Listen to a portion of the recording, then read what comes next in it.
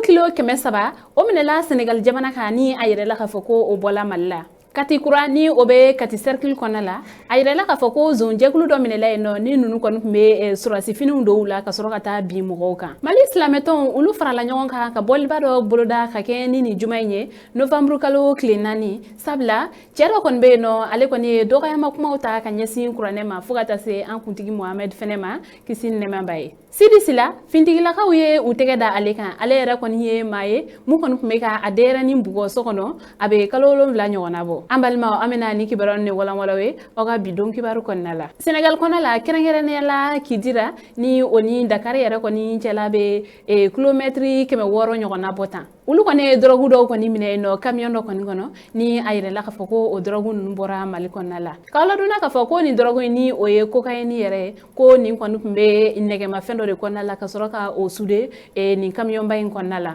Nga yen fintigilakaw olu kɔni ka sɛgɛsɛgɛliw boloma olu kɔni tara bɔ ni drogue in kɔni kan yen nɔ ni a yirala ka fɔ ko kilo 300 ɲɔgɔnna don. Ko ni ye a wari yɛrɛ kɔni ta ka lajɛ ko a be taa bɛn CFA wari miliyari 120 ɲɔgɔnna ma. Ko ni drogue ko in senfɛ ko maa 4 olu kɔni minɛla a ko la fɔlɔ ko o maa 4 ninnu kɔni ye malien ale ni senegalikaw kɔni ye. K'aw ladonna ka fɔ cocaïne ale kɔni ye drogue girimanba ye ko wa ko ni ɲɔgɔn kɔni famala ka minɛ Senegal kɔnɔna la ko kabini san 2019 o kɔni be u ni hakɛya kɔni minɛli cɛ. Ko sabula ko drogue caman kɔni be bɔ Ameriki jamana kɛrɛnkɛrɛnnenya la o tilebiyan fan fɛ ka don yan kɔnɔna ninnu na walasa ka se ka se Senegal walasa ka taa se Europe fɛnɛ.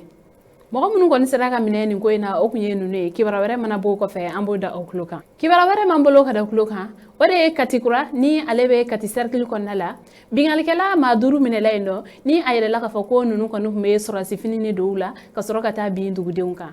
K'aw ladonna ka fɔ ko nunu kɔni kun ka bingalikɛ wale o kɔni kun waralen do kati kɔnɔna la ale ni a laminiw kosɛbɛ. O hukumu kɔnɔna la kati polisiw olu yɛrɛ kɔni fɛnɛ ye wulikajɔw caya walasa u be se ka u tɛgɛ da ni maa nunu kan cogoya min na. O hukumu kɔnɔna la octobre kalo tile 22 nɛgɛ kaɲa 3 wagati sɔni fajiri yɛrɛ cɛ fintigilakaw olu kɔni ye u tɛgɛ da ni bingalikɛla maa 5 kan. Nunu kɔni minɛlen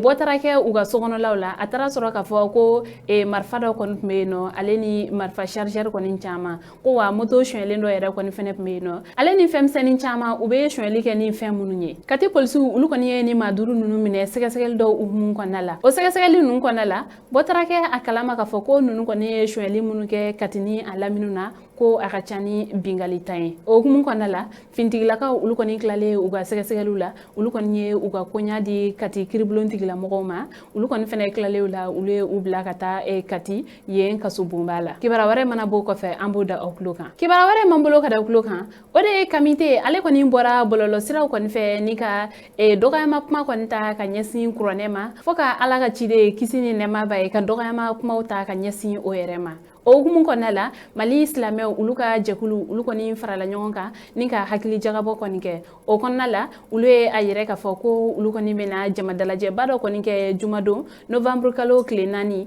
walasa ka taa yɛrɛ ko nin waleya min kɔni kɛlen filɛ nin ye ko a ma bɛn u ma. Silamɛ jɛkulu olu kɔni faralen ɲɔgɔn kan nin ko in hukumu kɔnɔna la olu ye a yɛrɛ ka fɔ ko mɔgɔ tɛ bɔ mɔgɔ la mɔgɔ i mana dɔgɔyama kuma kɔni ta ka ɲɛsin kuranɛ ma walima Ala ka ciden kisi ni nɛɛma b'a ye ko o tigilamɔgɔ ko o ni fagali ka kan. Nunu kɔni a yɛrɛ ka fɔ ko hukumu kɔnɔna la jumadon olu kɔni be wele bila Mali silamɛ bɛɛ lajɛlen ma ko kɛrɛnkɛrɛnnenya la sifinakaw bɛɛ lajɛlen ka bɔ ka taa yɛrɛ ka fɔ ko nin waleya min kɔni kɛlen filɛ nin ye ko a ma bɛn u ma. Hali bi Kamite ale ka nin ko in kɔnɔna la Mali ministriso min be yen nɔ ni o ka baara ɲɛsilen do diinɛkow ale ni laadalakow olu kɔni ɲɛnabɔli ma olu ye sɛbɛn kɛ ka yɛrɛ ka fɔ ko waleya min kɔni kɛlen filɛ nin ye ko a ma bɛn. Ko sabula ko Mali ye sariya jamana ye ko diinɛ jamana fɛnɛ don ko ni Mali yɛrɛ kɔni ta k'a lajɛ ko a silamɛ o kɔni ka ca ni a diinɛ wɛrɛ mɔgɔw ye. Ko o hukumu kɔnɔna la ka tila ka n'a ye ka fɔ ko dɔgɔyama kɔni be ka ta ka ɲɛsin silamɛw olu ka diinɛ ma ko nin ko in ko a kɔni kan ka ɲangi kosɛbɛ.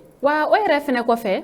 sariya tigilamɔgɔ olu yɛrɛ kɔni fɛnɛ y'a yɛrɛ ka fɔ ko olu kɔni tɛna u sigi ka nin ko in lajɛ tan. O hukumu kɔnɔna la communicatif tribunal olu yɛrɛ kɔni fɛnɛ ye u bolo bɔ nin ko in kɔni nɔfɛ ka yɛrɛ ka fɔ ko olu kɔni bɛna u sen don nin ko in na mam ko ni ni dogayama kuma nun ta ka ɲɛsin silamɛya diinɛ ma o bɛ se ka ɲangi cogoya min na olu y'a yɛrɛ k'a fɔ ko ni maa kofɔlen ko a kɔni ka taa a yɛrɛ di finitigilakaw ma ko a mana kɛ